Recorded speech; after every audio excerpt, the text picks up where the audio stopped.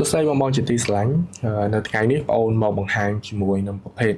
mini ampli ទូចមួយដែលយើងយកទៅប្រើប្រាស់ជាមួយនឹងធុងបាសបែបនេះដែលជាប្រភេទធុងបាសប្រើខ្សែអញ្ចឹងសម្រាប់បងមានតម្រូវការចង់ចាក់ចម្រៀងចាក់ភ្លេងចាក់អីផ្សេងៗហើយមិនត្រូវការប្រភេទ ampli ដែលរញ៉េរញ៉ៃធំហើយចំណាយលុយច្រើនបងអាចកលេចមកមើលប្រភេទ mini ampli នេះដែលយើងអាចយកទៅចាក់ចម្រៀងបានអញ្ចឹង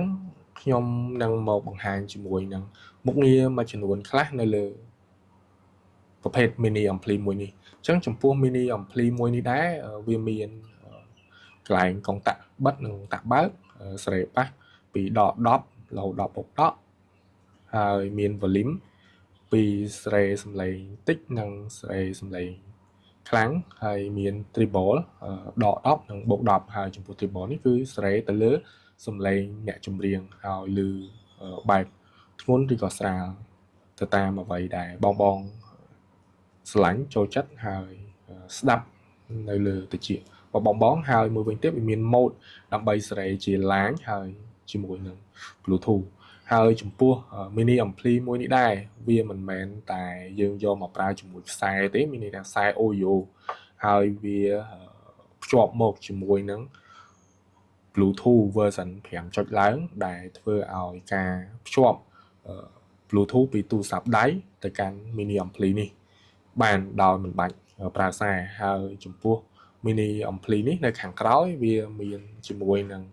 ប្រភេទប្រើភ្លើងដែលយើងយកភ្លើងរត់មកប្រើប៉ុន្តែចំពោះភ្លើងនេះវាប្រើ DC 12V ហើយជាមួយនឹង adapter ដែលយើងអាចប្រើ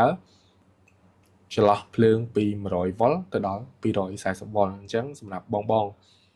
ប្រើប្រាស់ជាមួយនឹងភ្លើងរត់ 220V អញ្ចឹងបងមិនបាច់ប្រើប្រាស់ adapter អីផ្សេងទេវាមានភ្ជាប់មកជាមួយរួចស្រេចហើយនៅពីក្រោយវាប្រើជាមួយខ្សែបែបនេះក្រហមសហើយជាមួយនឹងដូចខាងក្រោយក្រហមសដែរដែលយើងហៅថា RCA ហ្នឹងអញ្ចឹងបងអាចភ្ជាប់ពីដូចក្រហមសហ្នឹងជាមួយនឹងខ្សែ RCA នេះមានន័យថាក្រហមសហើយយើងយកក្បាល OU 3.5 នេះទៅដោតជាមួយនឹងទូរស័ព្ទដៃទៅដោតជាមួយ MP3 ទៅដោតជាមួយកុំព្យូទ័រឬក៏ឧបករណ៍ភ្លេងផ្សេងច្រើនទៀតដែលបងមានបំណងចង់ចាក់ចម្រៀងចូលទៅកាន់ mini ampli ហើយទៅកាន់ធុងបាសអញ្ចឹងត្រឡប់មកវិញចំពោះការប្រើប្រាស់ឧបករណ៍មួយនេះដែរវាងាយស្រួលមែនតើអញ្ចឹងសម្រាប់បងប្រើប្រាស់យើងគ្រាន់ចុចបើកនេះមកហើយ Bluetooth mode តបមកវានឹងបង្ហាញឮនៅសំឡេងថាបានបើកហើយបន្ទាប់មកយើងអាចយកទូរស័ព្ទដៃរបស់យើងដោយមិនបាច់ដោតខ្សែ audio នៅខាង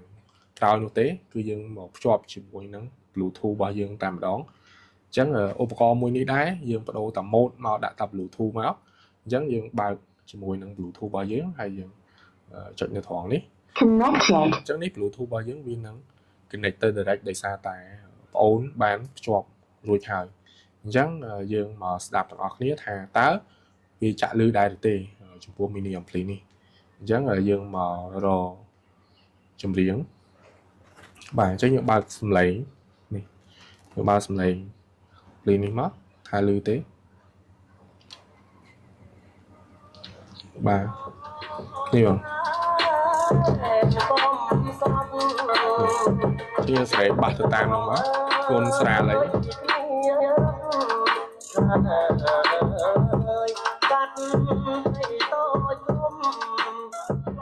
សម្រាប់បងមានបំណងចង់បានប្រភេទ ampli នេះអាចសាកសួរព័ត៌មានលម្អិតបន្ថែមខាង P-shop ខាងប្អូននិងផ្ដល់ព័ត៌មានលម្អិតជាមួយនឹងតម្លៃផ្សេងទិញឧបករណ៍នៅ P-shop មានធានាត្រឹមត្រូវប្រើដោយគុណភាពនិងទំនុកចិត្តខ្ពស់